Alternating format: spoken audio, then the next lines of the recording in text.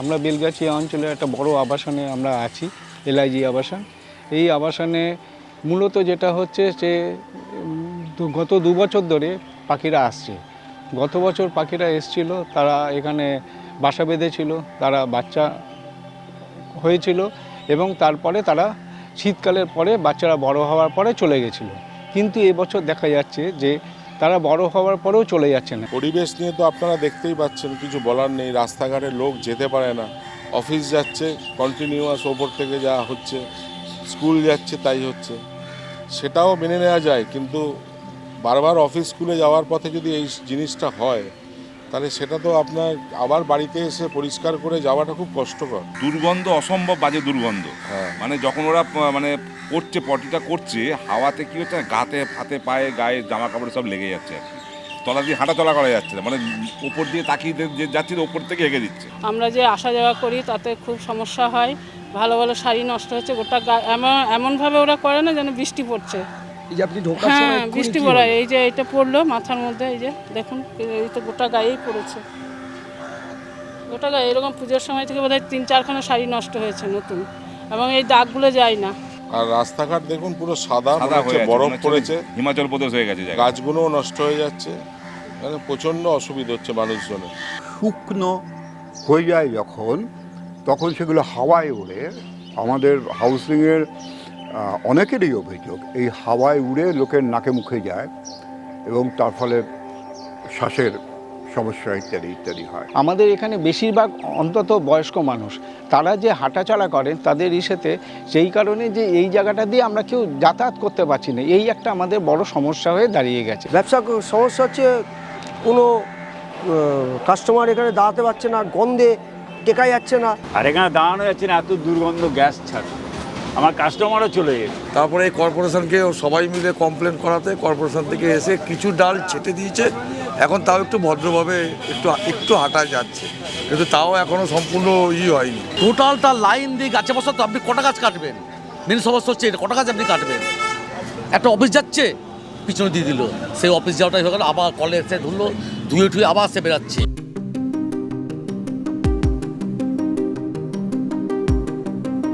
এখানে মূলত প্রথম দিকে আসতে ইগ্রেট এবং নাইট হেরন, এগুলোই মূলত ছিল, এবং তার সঙ্গে ছিল পানকৌড়ি।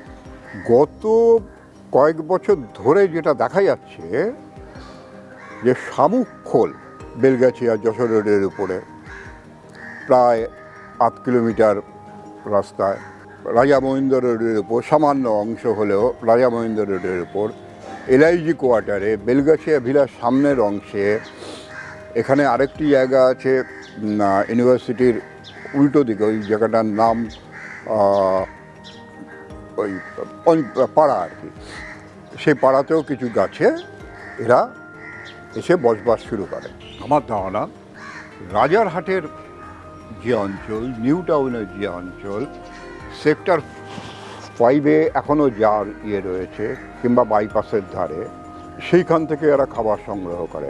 আহামরি কিছু দূরত্ব না, 8 থেকে 12-13 কিলোমিটার, এটা হচ্ছে রাস্তা দিয়ে গেলে। তার কারণে এই অঞ্চলে এই ধরনের খাবার বা ফোরেজ সেটা নেই। এইখানে ওরা ভয় পায় না, এই প্রথম ভয় পেল আর কি। ভয় পায় না অর্থে এখানে কেউ ওদের গুলতি দিয়ে মারে না, যদি একটা দুটো মেরেও থাকে কখনো, তবে সেটা ধর্তব্যের মধ্যে নয়। এদের গুলতি দিয়ে মারে না, কিংবা এনে তাড়ানোর চেষ্টা করে না, কিন্তু প্রচণ্ড অসুবিধার মধ্যে থেকেও, এবং একটা ভালো রকম দূষণও সৃষ্টি হয় তার মধ্যে থেকেও, কিন্তু এগুলোকে সহ্য করে যাচ্ছে। এই প্রথম একটা খুব ক্ষুদ্র অঞ্চল হলেও তারা আর মানুষ ধৈর্য রাখতে পারেনি। কিন্তু যে কাজটা কর্পোরেশনের করার কথা, যে কাজটা ফরেস্টের করার কথা, যে কাজটা সায়েন্স ক্লাব কিংবা নেচার ক্লাবের করার কথা, সেটা না করে ভয়াবহভাবে এগুলোকে তাড়িয়েছে এবং গাছ কেটেছে। সেই সমস্যা মেটানোর জন্য যেটা কর্পোরেশন করতে পারত, সে তলায় এক ধরনের নেট, সেটা দিয়ে ঘিরে দিতে পারত।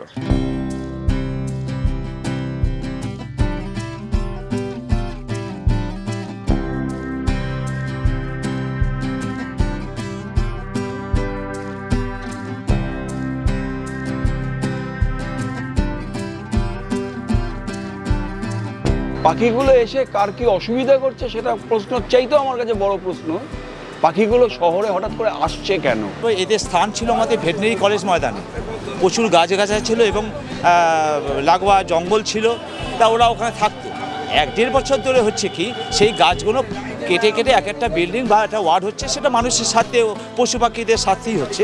ইন্ডিয়ান স্টেট ফরেস্ট রিপোর্ট 2021 সেই রিপোর্ট বলছে 30% গাছ কলকাতা শহরে এই 10 বছরে 2011 থেকে 2021 সাফ হয়ে গেছে। এখন এই পরিমাণ গাছ কাটা হচ্ছে, ফলত সেটা অত্যন্ত উদ্বেগের, উন্নয়নের কারণেই বলা হবে। আমরা যদি গাছপালা কেটে ফেলি, জলাশয়গুলোকে বুঝিয়ে দিই, যেমন কিছুদিন আগে খবরের কাগজে ছিল কলকাতা শহর থেকে নাকি 3500-এর মতো জলাশয় উধাও হয়ে গেছে। কোর্ট জানতে চেয়েছে গেল কোথায়। মেয়র সাহেব বলেছেন যে তিনি তদন্ত করবেন এতদিন বাদে। তা আমার কথাটা হচ্ছে যে তাহলে যদি এইভাবে এদেরকে যদি উদ্বস্ত করে দেওয়া হয় তা তো আসবেই। মানে মধ্যিখানে পড়ে গেছি আমরা, বুঝতে পারছি যেটা একটা প্রবলেম, ওদের পক্ষেও প্রবলেম। ওরা তো আমাদের কোনো ক্ষতি করছে না, অজান্তে করছে। এখন কি করণীয়, কিছু করা বুঝতে পারছি না। একটা মানুষ যেরকম থাকতে পারে, একটা পাখিও থাকার জায়গা থাকবে, নিশ্চয়ই থাকবে তারা। কিন্তু প্রাণীবিদ যারা আছে, যারা পাখি নিয়ে বিশেষজ্ঞ আছে, তারা ঠিক করতে পারবে যে এটাকে কী করে এই সমস্যাটাকে দূর করা যায়। এইটুকুনি আমাদের আবেদন।